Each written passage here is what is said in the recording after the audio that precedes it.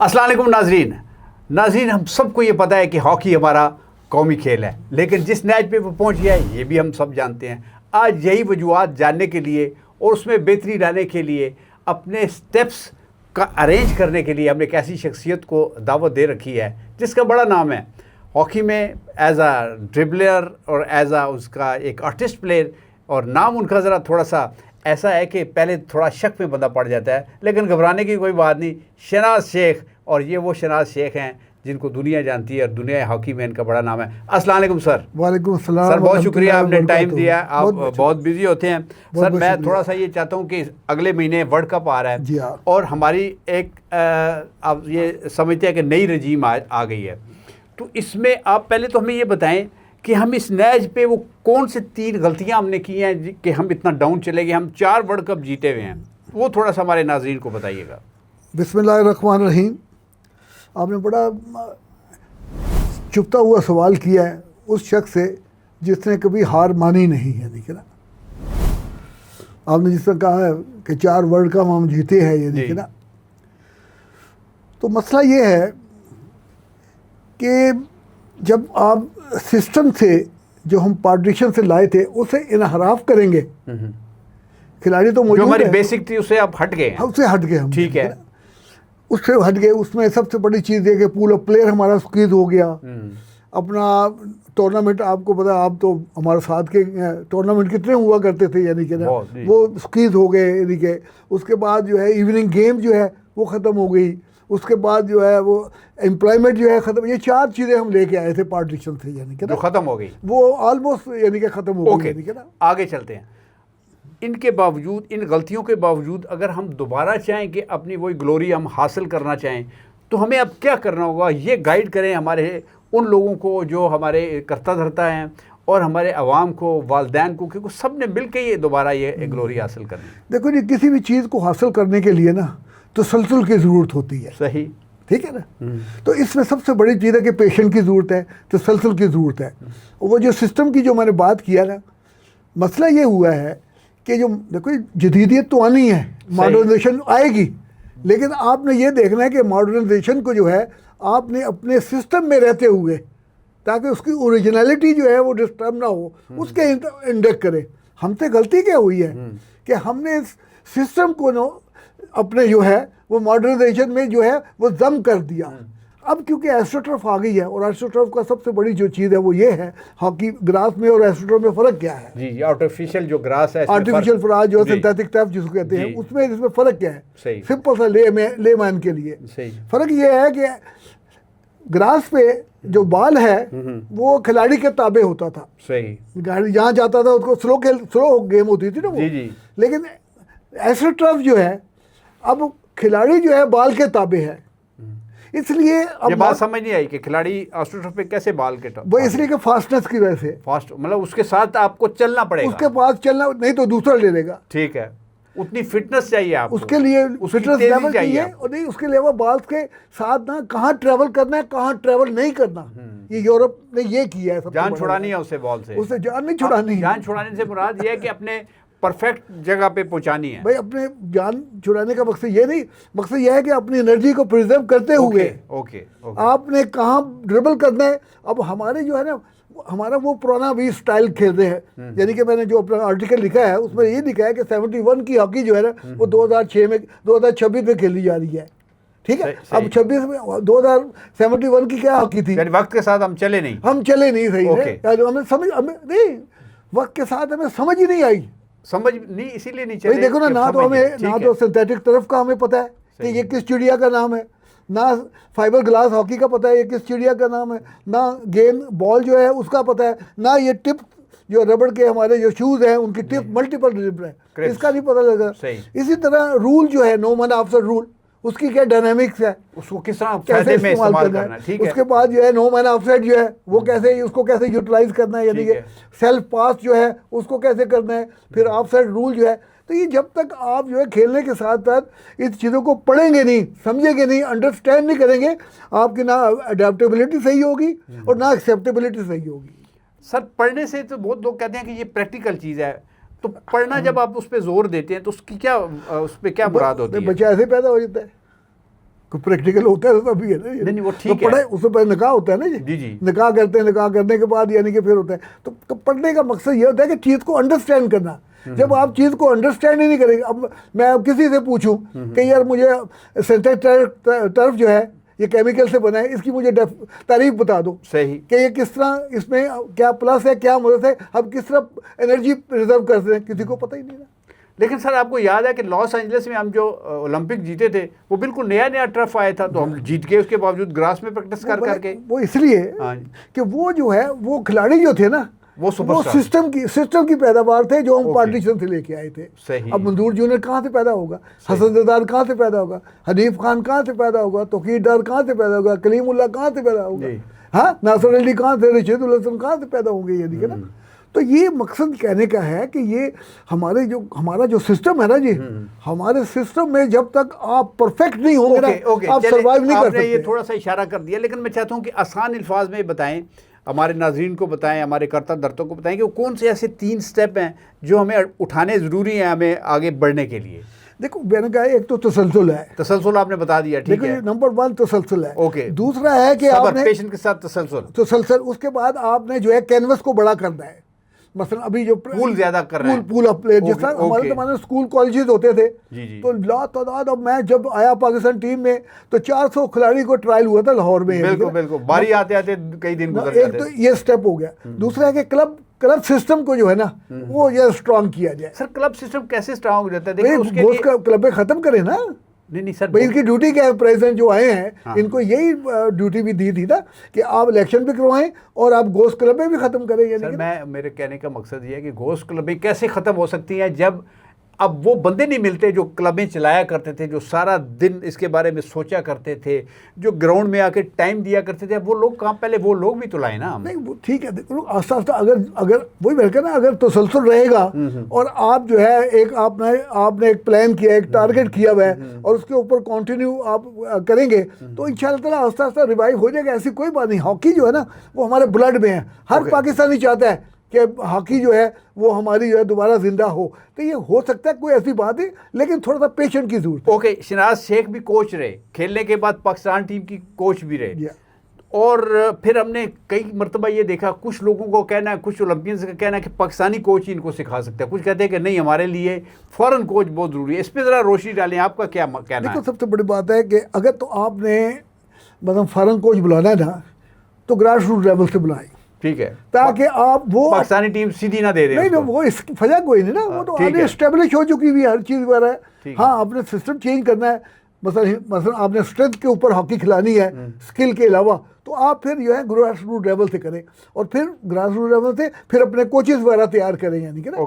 अब ये गोरे जो हमारे जो मैनेजमेंट ने किया है, यानी कि आया है, अब देखो सबसे बड़े मुझे जो एतराज़ है सबसे बड़ा वो ये है कि ताहिर जमान को एक टूर्नामेंट के लिए दिया गया, मंजूर सीनियर को एक टूर्नामेंट के लिए दिया गया, इनको 2 साल के लिए दिया गया। नहीं है। ये देखो ना, ये ज्यादती है, यानी कि लेकिन ये कोच ठीक है, इनको देना चाहिए। अब एक तो आपने कहा कि उनको नहीं मतलब आपने कहा कि इनको ग्रास रूट से देना चाहिए। हाँ, लेकिन अभी एक जैसे एलोपैथिक दवाई होती है ना, वो मरीज को फ़ौरन देते हैं कि इसका फ़ौरन इलाज तो हमारे पास यही है। हाँ, अगर उसको होम्योपैथिक देंगे तो कई साल गुजर जाएंगे। तो इस वक्त फौरी तौर पर क्या समझते हैं कि इनको देना ठीक है? देखो एलोपैथिक जो है ना वो रिएक्ट भी करती है। सही। अगर उसके ऊपर आपके ख्याल में ये रिएक्ट करेगी या फायदा देगी? ये तो पता लगेगा ना वर्ल्ड कप में। ओके, ये तो मैं अभी I can not do anything, यानी ना I can not say anything. ये तो वर्ल्ड कप में पता लगेगा कि परफॉर्मेंस क्या है, क्योंकि वही टीमें आ रही हैं वर्ल्ड कप में। पाकिस्तान जो है चलें अब टेबल पे तो हॉकी नहीं होती, लेकिन हम ये समझते हैं, हम ये फर्ज कर लेते हैं कि शहनाज शेख इस टीम के कोच हैं। आप क्या स्टेप लेते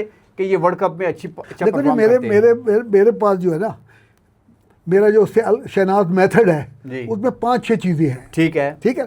इनका सबसे बड़ा जो है ना फिजिकल प्रॉब्लम है, यानी कि ना, ठीक है। बाकी टेक्निकली तो मैं अभी दुरुस्त कर सकता हूं, फिटनेस का मसला है, यानी कि। तो मैंने जो 2014 में जो मैंने खिलाई थी चैंपियन ट्रॉफी इंडिया में, जो फाइनल खेले थे हम 10 साल के बाद, उसमें क्या मैंने किया था, उसमें मैंने एक किया था 9-11 सिस्टम जो है वो इंट्रोड्यूस कराया था, ताकि अटैक और जो डिफेंस है ना उसमें बैलेंस क्रिएट हो, कोई गैप ना आए।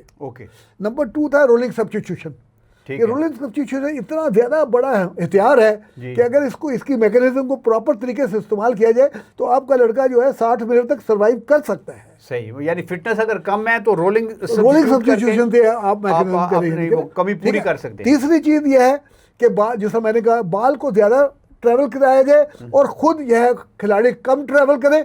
25 के बाद जो है फिर अपनी स्किल दिखाए, यानी कि ना सही, ये ना करे कि सेंटर लाइन से यहाँ से करे तो एग्जॉस्ट हो जाएगा, एग्जॉस्ट हो जाएगा, वहां जाके काम दिखाए, वहां काम दिखाए। यहाँ पर टीम गेम खेले, जिस तरह फुटबॉल में अब देखा, मैं समझ गया कि retention of the ball and position of the ball. Sir हम जब भी जीते हैं, मैं पांचवा बता दूं आपको, इक्विपमेंट का अंडरस्टैंडिंग ये है, रूल की अंडरस्टैंडिंग, ये 5-6 चीजें करके तो आप जो है इक्विपमेंट की क्या अंडरस्टैंडिंग है, मुझे बताएं, हमारे खिलाड़ियों को बताएं क्या भाई, ये पता करें कि ये जो सिंथेटिक टर्फ है ये किस मटेरियल की है, इससे क्या फायदा होगा, उसको पता चल गया कि यार ये फलाने मटेरियल। ठीक है, इससे फायदा ये होगा कि उसको पता होगा कि भाई सिंथेटिक टर्फ पे मैंने जो भागना है वो कम भागना है, बाल को ज्यादा भगाना है। क्योंकि देखो सबसे बड़ी बात है, मैं थोड़ा सा टेक्निकल है जी, आप किसी कारपेट पे ऊपर पाँव रखते हैं ना जी, तो आपका पाँव नीचे दबता है जी। आप जब उठाते हैं तो 2 एक्शन होते हैं, एक होता है पुल और एक होता है पुश।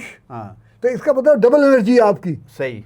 लेकिन जब क्ले पे, मट्टी पे, नेचुरल पे करते हैं तो आपको सिर्फ पुश करना पड़ता है, पुल नहीं करना पड़ता। मतलब उस पर इतनी आपकी वो चाहिए नहीं होती, नहीं होती। तो ये इसी तरह जो है वो आपकी अपना ये है अपना हॉकी स्टिक है। अब हॉकी स्टिक जो है फाइबर है, चले वो तो समझ आ गया। अब फाइबर से या आम लकड़ी से उससे क्या होता है, वो भी बताएं। मैं बताता हूँ। आम लकड़ी से ये है कि अभी जो डाटा मैंने कलेक्ट किया है ना जी, उसमें ये है कि यूरोपियन जो है ना, एक तो खैर पावरफुल भी है, लेकिन एस्ट्रोटर्फ और उनका ये फाइबर ग्लास का कॉम्बिनेशन जो है, उसमें उनका जो है 125 किलोमीटर वो जो है पर और वो जो अपना जो है ड्रैग फ्लिक करते हैं प्लेंटी कॉर्नर पे। ठीक है। और उनका टाइमिंग है 0.8 सेकंड।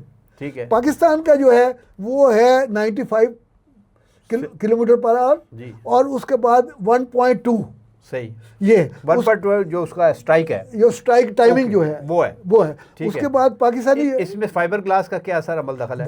इसकी अपनी एक फोर्स है, मतलब उसकी जब वो बॉल को फेंकते हैं तो उसका अपना इम्पैक्ट है। ठीक है, वो उसका अपना इम्पैक्ट है। अब देखे ना, अब हॉकी में अब पहले हिटिंग होती थी, अब हिटिंग खत्म कर दी उन्होंने, अब स्वीपिंग होती है। क्यों है ये? इसी की वजह से, ये फाइबर ग्लास की वजह से। अच्छा सर, हॉकी में बिगाड़ कहाँ पे आया है जो रूल की वजह से आया है? जैसे अब पेनल्टी स्ट्रोक्स होते थे, अब वो दूसरी आ गई है पेनल्टी। नहीं देखो, तो ये बिगाड़ जो है, मैं वो कहूँ कि ये बिगाड़ आया तो पाकिस्तान पे ही आया बिगाड़, बाकी दुनिया पे क्यों? उन्होंने तो एडवांस किया, उन्होंने अचीव किया। ये बिगाड़ यही आया कि हमने सिस्टम से डेविएट किया। हमने अपना जो सिस्टम लाया है उसको बजाय के मॉडर्नाइजेशन को हम अपना जो है इसमें इंडेक्स करते। ये प्रॉब्लम हुआ है। वानी साहब हमारे नए प्रेसिडेंट और उनके बारे में ये कहा जाता है कि उन्होंने पैसा इकट्ठा किया है, खिलाड़ियों को पैसा दिया है, खिलाड़ियों को हौसला दिया है, खिलाड़ियों को कॉन्फिडेंस दिया है, लेकिन कहाँ पे वो लैग कर रहे हैं ये उन्हें बताएं कि ये चीज़ें उन्हें फौरी तौर पे करने की जरूरत है। सबसे बड़ी चीज़ ये है कि जी right man for the right job. कोई हमें बताएं कि फलां बंदा फलां जगह लगाए। नहीं बताएं सर, आप खोल के बताएं। नहीं मैं बताऊँ। अभी देखे आपने, देखो ना, हॉकी जो है रिजल्ट ओरिएंटेड गेम है। ठीक है। आप जितने मर्जी पैसे लाएं, जो मर्जी लाएं, जब तक रिजल्ट नहीं लाएंगे ना तो आपको आदमी कोई एक कल तो ठीक हुई है ना सर, उसकी पैसे आने से खिलाड़ियों के अंदर वो कॉन्फिडेंस तो पैदा हुआ है ना कि घर में रोटी तो बनेगी ना। हॉकी का फीवर तो सोसाइटी में आया है ना। जी। लेकिन प्रॉब्लम ये है कि देखिए, एक तो ये है कि पाकिस्तानी कोच जो है अभी लगाए थे, आपने ताहिर को लगाया था, उनको नहीं टाइम दिया। ठीक है, ये उनको टाइम ही नहीं दिया उनको, यानी कि ना। ठीक है। अब आप बताएं ना, उनको बताएं कि ये करें। आप बता दिया कि भाई उनको सब तो वो तो चला गया ना सर, वो स्टेप हो गया। अब उन्होंने मैं क्या बताऊं, उन्होंने डिसीजन ले लिया 2 साल के लिए। नहीं सर, इसी अब इसमें मैं क्यों, यानी कि मैं ये कह रहा हूँ कि इसी माहौल में रह के, इन्हीं हालात में रह के, इन्हीं वसाइल में रह के वो क्या आगे स्टेप करे? यानी जैसे आप डोमेस्टिक हॉकी की बात करते हैं, उसको भी तो फैलाना, पूल हमने बड़ा करना है। ये आप उनको बताएं सदर साहब को, पूल बनाने के लिए। देखो ना, देखो मेरा काम जो है ना, आपको वैसे तो उन्होंने स्कूल हॉकी भी शुरू कर दिया है, बहुत हर चीज की है। इसका रिजल्ट आएगा, टाइम लगेगा। लेकिन सबसे बड़ी चीज ये है कि मैं उनको फीड अपने लिख के देता रहता हूँ। अच्छा, ठीक है। मसलन क्या, मैंने 3 लेटर लिखे उनको। अच्छा जी। एक लेटर में लिखा मैंने कि जी आप, हमारे पास मैनुअल, कोचिंग मैनुअल ही कोई नहीं ना। मैंने कहा ये 3 मैनेजमेंट जो बनाई है, सीनियर 21 और इन सब को बिठाएं और इनसे के मैनुअल बनाएं एक, ताकि यूनिफॉर्मिटी तो आए ना। यानी सारे पाकिस्तान में एक ही तरह की हॉकी एक तरह की डायनामिक हॉकी हो। लेकिन सर एक ही तरह की हॉकी खेलेंगे तो क्या उसमें वो उसी तरह 5 जब हमारे 5 स्टार थे जो मेगा स्टार थे वो अपने अपने स्टाइल की हॉकी खेलते थे, राइट आउटडोर खेलता था, उनकी आपस में अंडरस्टैंडिंग थी। हसन सरदार का किसी के साथ मुकाबला ही नहीं था। पर्सनल स्किल है ना ये तो। मैं कह रहा सिस्टम हूं की ना। बात कर रहा हूँ। अच्छा, सिस्टम में मैनुअल में क्या सिस्टम डाले हम? सिस्टम में ये लाना कि हमें खेलना क्यों, हमें स्टैटिक्स हॉकी खेलनी है या डायनामिक हॉकी खेलनी है। सही। अब डायनामिक में क्या? डायनामिक का ये है कि you go for the ball, static में you wait for the ball. ये स्टैटिक है, ये है। और दूसरी सबसे बड़ी चीज़ है कि हमारे पास जो स्किल है, हमारी जो ड्रिबलिंग है, जोनल प्ले है, जोन प्ले है, इसको कैसे यूटिलाइज हमने करना है। एनहांस भी तो करना है ना सर पहले। अब तो वो रही नहीं है ना, एनहांस भी तो करना है ना इसको, ड्रिबलिंग को, अपनी उस स्किल को जो पहले हमारे में आर्ट था हॉकी का। जो शनाज शेख के पास था, जो शहबाज सीनियर के साथ था, जो हसन सरदार के पास था, जो मंजूर जूनियर के पास था, जो समीउल्लाह के पास था, ये अब कहाँ से लाए हम? नहीं, वो आ सकता है। अभी भी हैं लड़के हैं पाकिस्तान की टीम में जो माशाल्लाह उनके पास, लेकिन उनको ये बताना है वेयर टू ड्रिबल और where not to dribble, where to run with the ball, where not to run. Energy save करने के लिए एनर्जी सेव। मेरा जो कॉन्सेप्ट ज्यादा है ना जी, वो ये है कि किस तरह 60 मिनट तक मेरा बच्चा जो है ना वो सरवाइव करे। सही। चले, ये एक लंबी बहस है और इसमें आपकी काफ़ी वक्त दरकार है, लेकिन मैं चाहता हूँ कि थोड़ा सा अगर शनाज शेख साहब हमारे पास स्टूडियो में मौजूद हैं तो हम थोड़ा सा पूछें कि शनाज शेख साहब, आप लेफ़्ट आउट खेलना शुरू किया था, आप फिर लेफ़्ट इन हो गए थे। लोग कहते हैं कि जी समीउल्लाह इतना अच्छा था कि उन्होंने लेफ़्ट इन खेलना पड़ा, उसकी क्या वजह थी? देखिए, सबसे बड़ी बात है कि मुझे अल्लाह ताला ने ये इज़्ज़त दी है कि मैं वाहिद खिलाड़ी हूँ जो कि मैं पाकिस्तान की टीम में 4 पोजीशनों पर खेला हुआ हूँ। सही। 4 शर्ट है मेरे पास, क्योंकि आपको पता ही है कि हमारे ज़माने में एक पोजीशन पे जो है स्पेशलाइजेशन होती थी। ठीक है। और शर्ट का बड़ा उसका इम्पैक्ट होता था। लेकिन अल्लाह ताला ने मुझे जो है ये सलाहियत दी थी कि मेरा रिस्ट वर्क बहुत अच्छा था, स्टिक वर्क अच्छा था और फुट वर्क अच्छा। ये 3 चीज़ें थी मेरे पास। ठीक है, ये था। अच्छा, अब ये हुआ कि हम 72 में हमें जब बैन हो गया, हम यानी कि ना सारी टीम हो गई, समी उसमें नहीं था। तो ये 74 में ये असंडा गए हैं। तो जाहिद शेख मेरे जो अंकल थे वो लेफ्ट इन थे और वो लेफ्ट में, हम बैन हुए थे 72 वाले 6 माह 8 माह के लिए था। तो वह समीउल्लाह बहुत अच्छा खेला, यानी कि ना अपना जब खेला वापस आए, सफदरवाज को खिलाया वो नहीं चला, फिर उसके बाद समीउल्लाह को खिलाया तो वो गया। अब समीउल्लाह जो है पहले लेफ्ट इन था। अच्छा, ठीक है। हाँ, लेकिन लेफ्ट इन में ये जो है ना ये नाकाम हो गया। लेफ्ट आउट अच्छा खेला। लेफ्ट आउट ये माशाल्लाह इसकी स्पीड बहुत, रन विद द बॉल था। तो जाहिद मेरे जो इनको फीड करते थे। तो जब 74 जब हम एशियन गेम खेलने गए हैं तो हमारी टीम मैनेजमेंट ने हम बात की मेरे से कि शेख साहब आपके पास तो अल्लाह ताला ने सेव दिया, आप अमृत धारा हो तो जहाँ मर्जी चाहो आपको खिला लेते हैं, तो समीउल्लाह तो एक जगह खेल सकता ही है, तो बेहतर है कि आप लेफ्ट इन हो जाए।